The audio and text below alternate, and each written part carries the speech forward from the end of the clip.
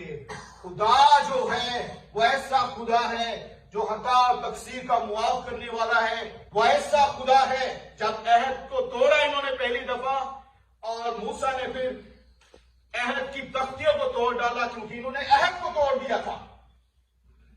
खुदा ने कहा फिर से ले आ, मैं बनाता हूं। फिर खुदा ने अपना तारुफ करवाया, जब वो कहर करने में धीमा, शफकत और वफा में गनी है, मुजरम को हरगिज बरी, बाप दादा के गुनाहों की सजा कितनी पुश्त तक? तीसरी और चौथी पुश्त तक। लेकिन मेहरबान वो कितनी पुश्तों तक है? 1000 प्रोवर्ब है, मुहावरा है, इसका मतलब है हमेशा तक। कहां तक? हमेशा तक। तो इस्राएल को पता था कि सजा तो है तीसरी और चौथी पुश्त तक की, लेकिन रहमत उसकी जो है, उसकी मेहर जो है, उसका रहम जो है, ये अबदी है, उसकी शफकत अबदी है। सो दाऊद में वो खुद को अपने रेस्टोरेशन को देखते थे। तो ये अहद का नमूना है। दाऊद असल में जो जो दाऊद के साथ हुआ था, ये अहद की लानतें थी, जिन्हें आप नाफरमानी की सजाएं कह सकते हैं। नाफरमानी की सजाएं कह सकते हैं। इसी तौर पर दहयकी के बारे में है। मलाकी की किताब में जो दहयकी के बारे में लिखा गया है, असल में वहां पर भी जो सजाएं हैं वो अहद टूटने की सजाएं हैं। दहयकी जो थी ये अहद का हिस्सा थी।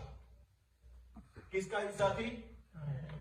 क्योंकि जो बड़ा बादशाह होता था उसके हुजूर में ये चीजें लाई जाती थी, तो बादशाहों का बादशाह जो था वो उनसे तलब कर रहा था।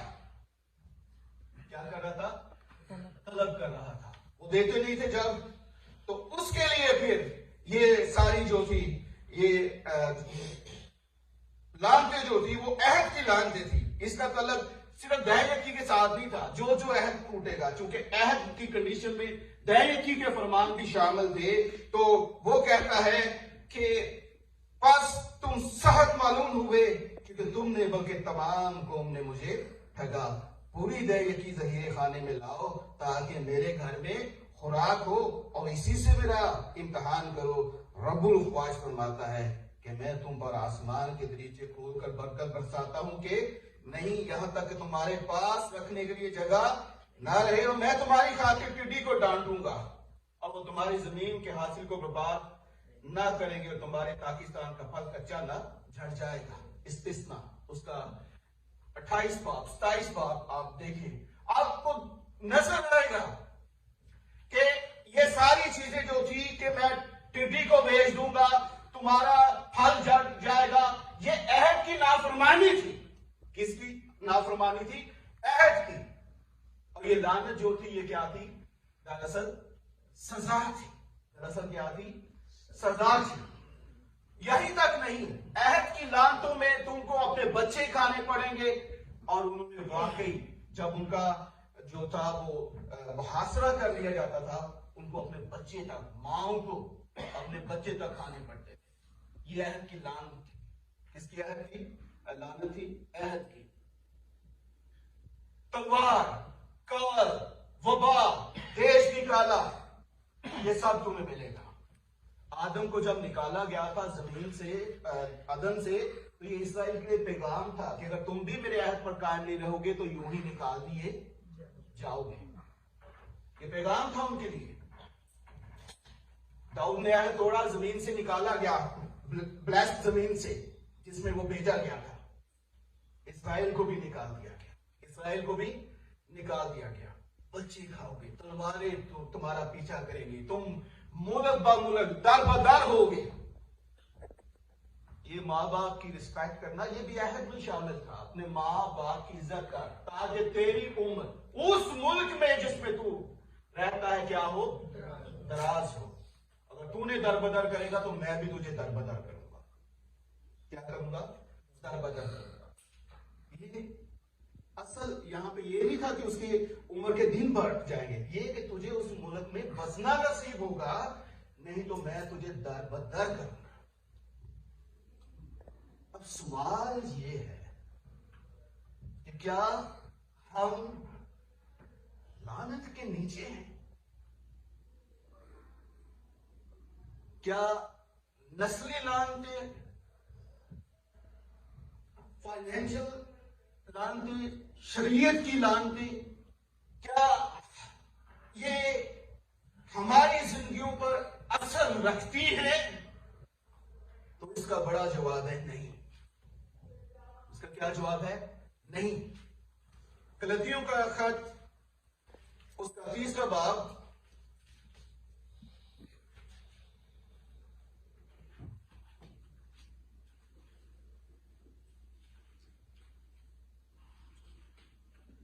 उसकी 10वीं आयत से पढ़ूंगा। क्योंकि जितने शरीयत के अमाल पर तकिया करते हैं वो सब लानत के मतहत हैं। जितने चाहे यहूदी हो गैर यहूदी शरीयत के अमाल पर तकिया करते हैं वो सब किसके मतहत हैं? लानत के मतहत हैं। चुनाचे लिखा है जो कोई उन सब बातों के करने पर कायम नहीं रहता जो शरीयत की किताब में लिखी है वो लानती है। वो क्या है? लानती है। तो लानती कौन है? नंबर 1 वो जो शरीयत के अमाल पर तकिया करते हैं, रिलाय करते हैं शरीयत के ऊपर। नंबर 2 वो जो शरीयत पर अमल करने से कासिर रहते हैं वो सब क्या होते हैं? लानती होते हैं। और ये बात जाहिर है कि शरीयत के वसीले से कोई शख्स खुदा के नजदीक रास्तबाज नहीं ठहरता।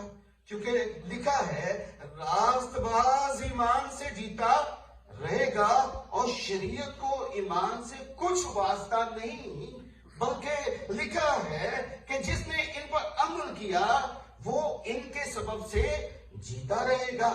मसीह जो हमारे लिए क्या बना जी? लानती बना। मसीह जो हमारे लिए क्या बना? लानती बना। उसने, किसने? मसीह ने हमें मोल लेकर, कैसे मोल लेकर? अपना खून देकर, शरीयत के सारे तुकाजे अपने बदन में पूरे करके क्या किया है उसने?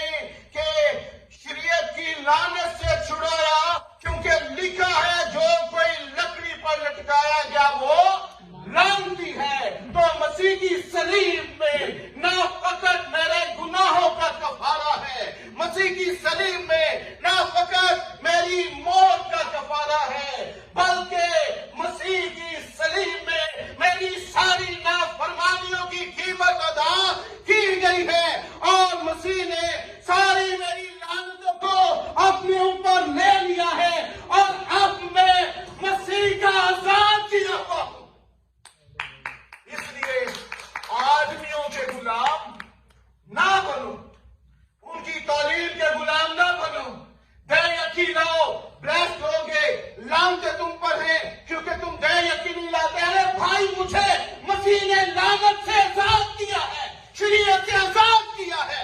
मैं शरीयत के मुताहत नहीं हूं, फजल के मुताहत हूं। शरीयत तो मूसा के वसीले से दी गई, लेकिन फजल और सच्चाई मसीह के वसीले से। ना मैं किसी जनरेशनल कर्ज के नीचे हूं, ना मैं किसी फाइनेंशियल कर्ज के नीचे हूं। अक्सर पुलपट पे लेके हम शरीयत की बातों को, लानतों को, सजाओं को हम बहुत मनादी करते हैं। हम बहुत कलीसिया को डराते हैं, धमकाते हैं। हमारी दयायतियां लेके अपनी लाइफ को लग्जरी हो जाती है। कलीसिया वही की वही, गरीब की गरीब। ये कैसी बरकत है जो मुझे ही मिलती जा रही है। डराया है हमने कलीसिया को, लोगों ने डर के हमें पैसा दिया, लालची बनाया है, दोगे और मिलेगा। उन्होंने लालची होके दिया खुदा को, तो खुशी को उससे देने वाले को अजीज रखता है। बाकी 2 दमड़ियों को भी याद रखना। इसका इतलाक हमारी जात पर नहीं है, इसका इतलाक हमारी जात पर नहीं है। क्योंकि पौलुस कहता है जब वक्त पूरा हो गया,